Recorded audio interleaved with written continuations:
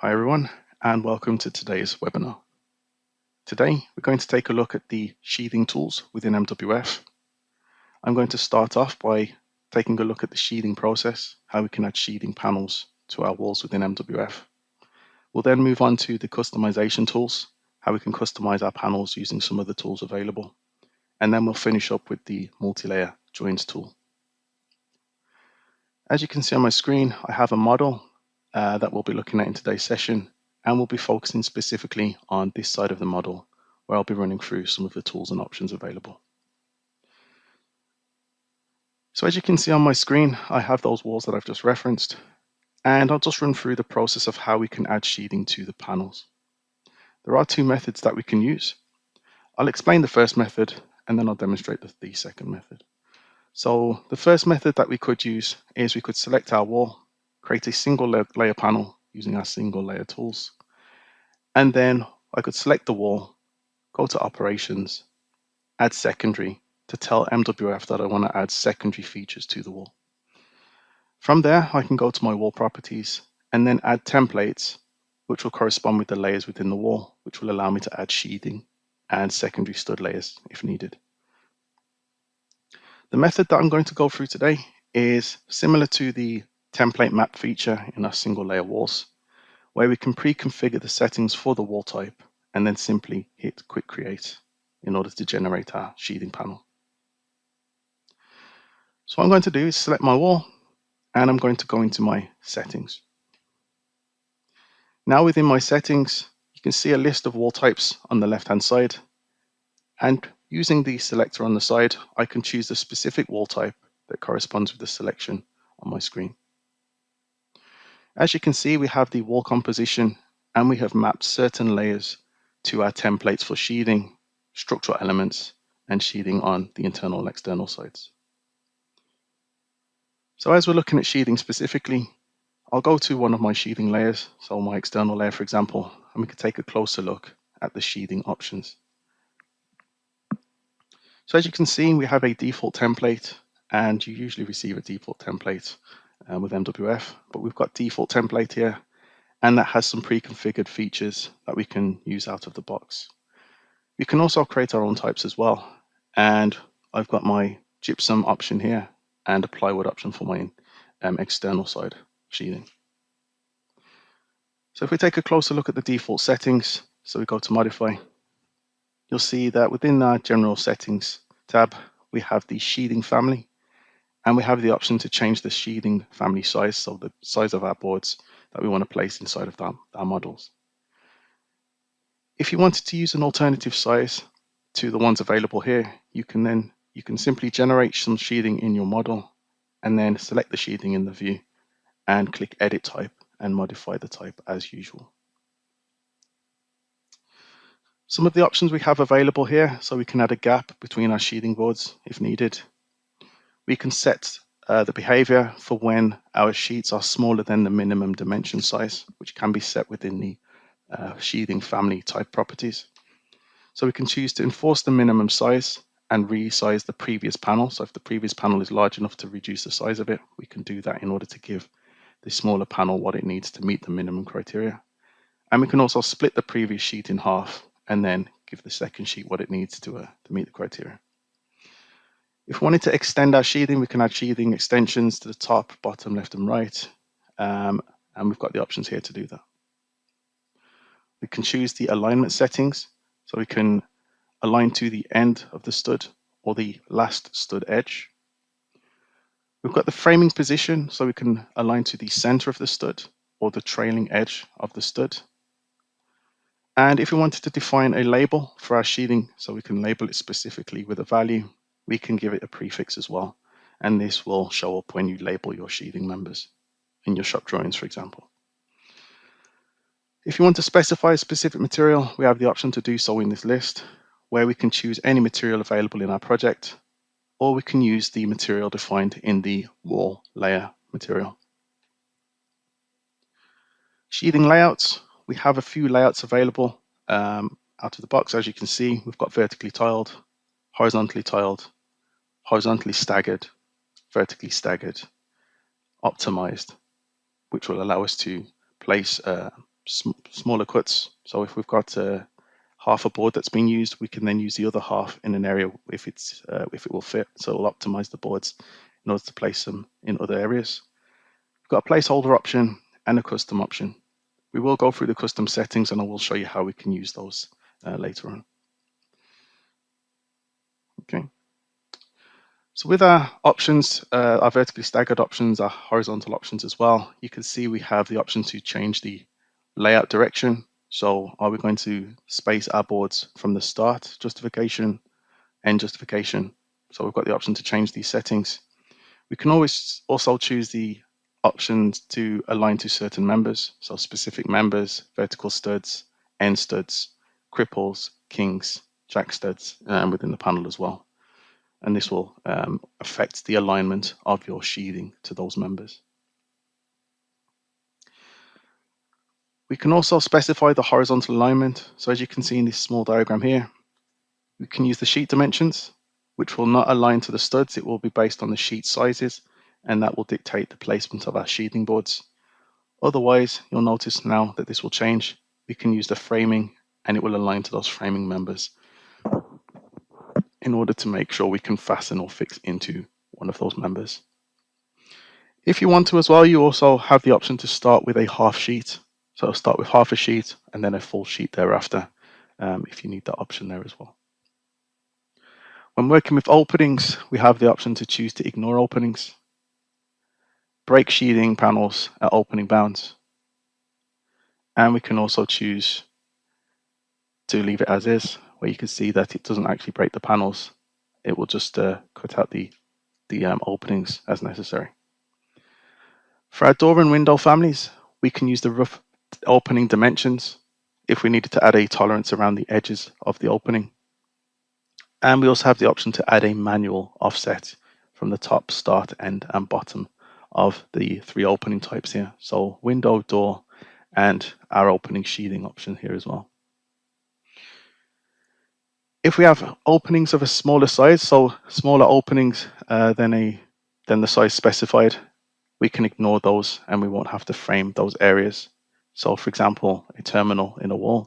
So we might have a plug socket which is smaller than which can be cut on site, and we can choose to ignore that and set the size accordingly for that. So ignore openings with a width below a certain value. We also have now line settings as well, which you can set for your sheathing, and there is the option of placing now lines too. So those are the settings that are available when we're working with sheathing. And for now, what I'll do is I'll just click cancel, and we can then frame our panel using the pre-configured settings. Okay, so I'll say close, and you can see here that we've got our settings already applied to this wall type. I can simply say OK, and we can see that our wall layers are mapped to the templates available for sheathing and our structural elements. What I need to do now is select the element, select the wall, and go to operations and simply say quick create.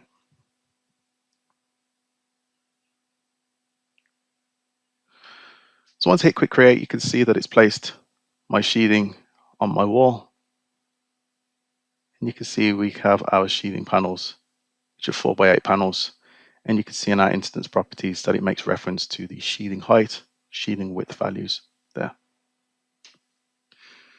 Okay, so we also have the option to place a placeholder. So when we're not sure about the actual configuration of the sheathing, but we want to place a sheathing element to still represent the sheathing that we require in the panel, we can use a placeholder. So what I'm going to do is select the wall. I'm going to go to MWF, and I'm going to apply the same settings that I've just applied for this wall here. So I'm going to say quick create, and then I'm going to modify or change the layer that's associated with my external sheathing. Okay, so there's my sheathing on my wall, and I'm just going to click on the wall, go into the operations, wall properties, and this will allow me to access this panel's property specifically. Within this wall, again, you can see the layers and the templates assigned to each wall layer. Okay, and as I hover over each one, you can see it highlights in blue to tell me which layer this corresponds with. For my ply layer, I'm going to select this one and I'm going to select my placeholder option. And I'll show you how we can set this in our sheathing options. So if I click modify, you'll see within the sheathing layout, we have the option to select the placeholder. So now I'll click OK and I'll say select on this particular template. Now I'll click regenerate all, and this will regenerate all the layers within this panel. And now we get a warning related to the fact that the specific panel type that is associated with this the sheathing is set to 4x8. So I'll just go back a step just to explain that. So if I go into my wall properties,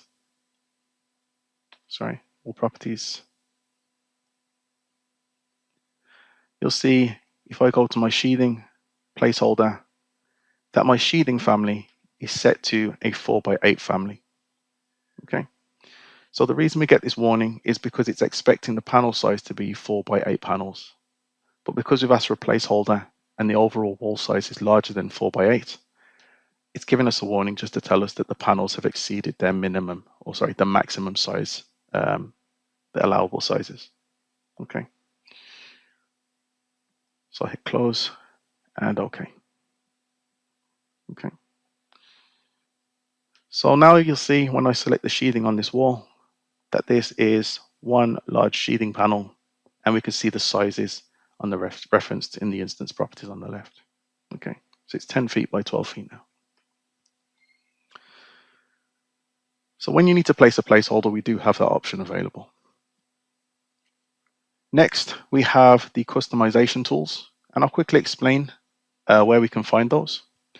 So our customization tools will allow us to modify the sheathing and secondary layers, and we can find those within the wall multi-layer panel. And if I go to my operations, you'll see here in this list that we have our sheathing specific customization tools. The first tool I want to look at is the split sheathing panel tool. And this will allow me to split my sheathing panels into smaller sizes where required. If you draw your attention to the status bar, you can see we've got the option to select the sheathing panel, and I can simply split it by selecting my panel and choosing a position to place a split line. It then asks me where I want to split it. Do I want to split it horizontally or do I want to split it vertically? So it asks me to select my axis. I'm just going to choose this one. As you can see, it's now split my panel into smaller segments. We can select more panels and we can split those panels as well. Okay, so we can go to operations, split sheathing panel, and I can choose my panel and where to split it. Okay. Once the panel's split, you'll notice that the new sizes have updated just to give us that information based on the new panel size. If I wanted to save this modification, there's a tool within my arsenal in the wall multi-layer tools called Edits Wand. We have the Edits Wand option for our single layer panels, and we also have the Edits Wand option for our secondary layer members as well. So if I click on Edits Wand, it will save my modifications to this panel, and I can choose exactly what I want to save. So I can say structural, secondary, or sheathing. I'll just choose my sheathing category in this case. Once the edits have been saved, you'll notice when I regenerate my panel that those modifications will stay in place. Okay, so I can just turn on my sheathing and I can regenerate my sheathing just to show that those remain. Okay. Next, we have the merge panel tool. So if I go into my multi-layer properties again,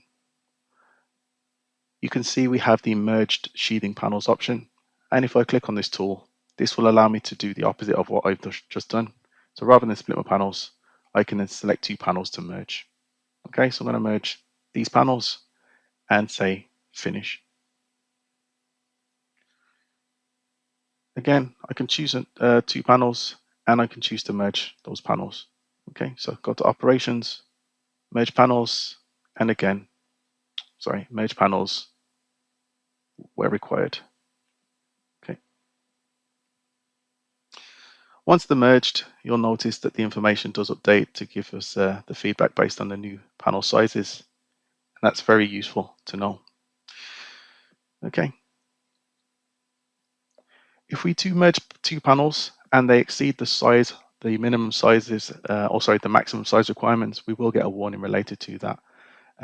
And we can then split it or undo the action. Okay, so we can say merge sheathing panels,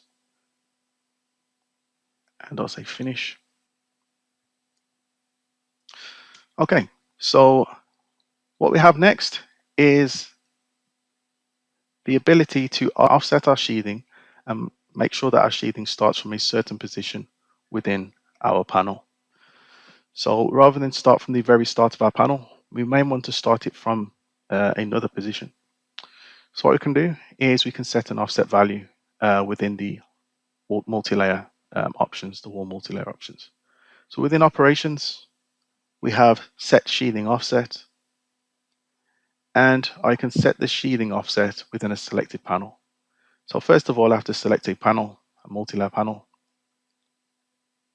and then I can choose whether or not I'm offsetting from the start of the panel, or if I uncheck this box, it will offset from the end of the panel instead. We can choose the layer that we want to offset, and I'll say the external layer, but we can choose both. And that will affect both the internal and external sheathing layers.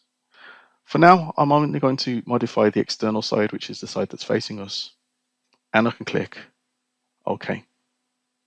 Then I can choose a position in the panel to offset my start position for my sheathing from.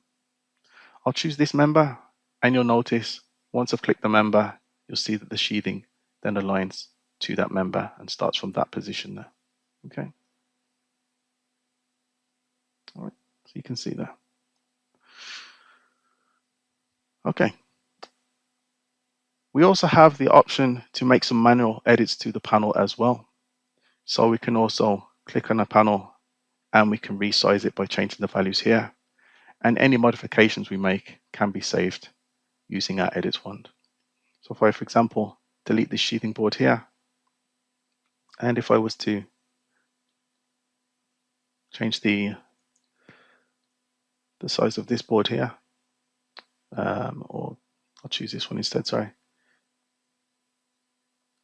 So if we was to change the height of this one here, so maybe make it half the height, we can then choose to save these kind of modifications using the edits wand tool as well. So we can make manual edits to the sheathing as well. Again, we go through the same process. We would go to our multi-layer operations, and we can simply use the edits wand to save those modifications. Okay. And again, if I select this panel, I can save my modifications to this panel as well. Okay, so I say edits wand, and again, I'll choose my sheathing option. Okay, and just like before, we can regenerate.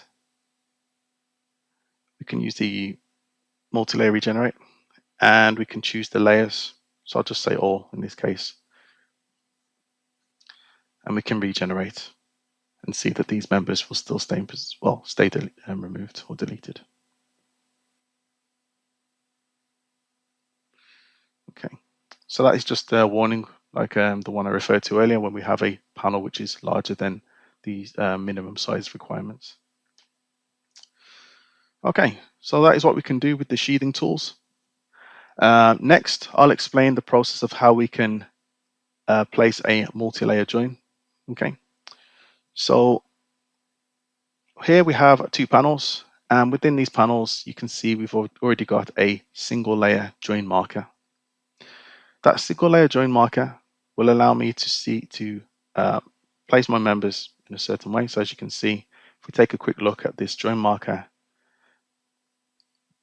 you can see that this marker is configured to allow sheathing to pass through. So what I'm going to do is I'm going to show you how we can modify our sheathing placement using the multi-layer joints tool. So what I'm going to do is I'm going to go to my wall multi-layer panel, and we have the manage joints definition option. So firstly, I'm going to select my two walls, the same as what I would usually do when I'm placing a single layer joint. And I'm going to go to joins, manage joint definitions. Within the manage joint definitions menu, you can see I have a signature which picks up on the fact that I am working with a corner condition and that there are two walls. I'm going to leave this set to corner, and the join definition, I'm going to generate a new one because as you can see, there's no existing join definitions available. So I'll click new. And once I click new, you'll see that I have the option to name this join definition. So I'll call this ML join. And then I can specify the wall types that I want to include in this specific join. So I'm going to choose the wall types at the bottom of the list. And these correspond with the walls that I have selected on screen. I'll click OK. And what you can see on screen is a preview related to the walls I have selected. And they have a similar appearance to the walls, as you can see. So we have our main wall at the bottom and our secondary wall butting up against it. So on the right, we have the layers, and you can see we have some feedback to tell us which layer we're currently referring to when I hover over each layer. We also have the option to change the orientation of the walls. And when we're creating our join definition, this will affect the placement of the marker, because if they don't match the orientation, then it may not place the join. To get around that issue, we have the ignore orientations option here, which will place it regardless of the wall's orientation. But for now, let's go through the layer properties. So layer -1 is our external layer, as you can see here. Our layer thickness is 1/2 inch, and we're currently aligning to the -1 layer on the adjacent panel. So we have -1 on the opposite side as well. We're aligning the long side of our member in our main wall to the short side of our opposite panel. Okay, so if I change this to short, you'll see that the panel cuts back, and I can change this one to long, and you can see that this one then extends to become the long member. Okay. A cutback value will allow us to control the length of the cutback, and I'll demonstrate that in our other layer shortly. If I look at the structural layer, you can see if I set this to short that it cuts back the long layer, the structural layer, and makes it the short layer, and I can then extend the opposite layer in order to reorganize the configuration of the join in this case. So as you can see, we can choose the alignment layer, and we can choose whether it's the short side or the long side. Okay. If I wanted to add a cutback, so as you've noticed, the join in my view has allows for sheathing to pass through between the members. I'm going to want to extend my sheathing and allow it to pass through to the external sheathing on my panel. So what I can do is in the cutback values option here, I can set the value to 5.5 inches. And what you'll notice is if I set this to a plus value, it's going to reduce the size of this sheathing on this panel. So you can see it's cut it back by 5.5 inches. But if I wanted to extend it, I can simply type a minus value, and that will do the opposite and extend it into the external side. Again, if we wanted to place this on any walls, regardless of their orientation, we can ignore orientations, and that will allow us to place it, even if the walls are flipped in a corner like this. Be wary that this will affect how the members extend. So you may want to try and create a new join for a new situation. So for now, I'll click OK. And I can now place my join. So I've created the join definition. Now I'll go back to joins and I'll say place join. I'll select the join, which meets the criteria, and I'll click OK. You'll see it places a second marker. So we have our primary marker, which is the arrow, and the secondary marker, which gets placed after that as well. All I need to do now is regenerate my panels in order for the information to update. So I'll go to MWF and I can go to my regenerate option, where I can then regenerate my sheathing.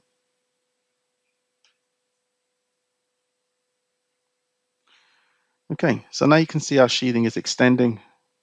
And just to show this in greater detail, I'm just going to change the transparency of my walls, just so we can see that a little bit more clearly.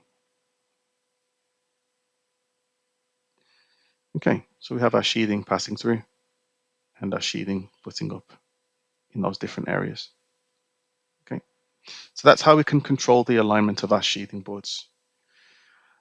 So that's all for today, guys. Hopefully you've enjoyed it, and that is the sheathing tool within MWF.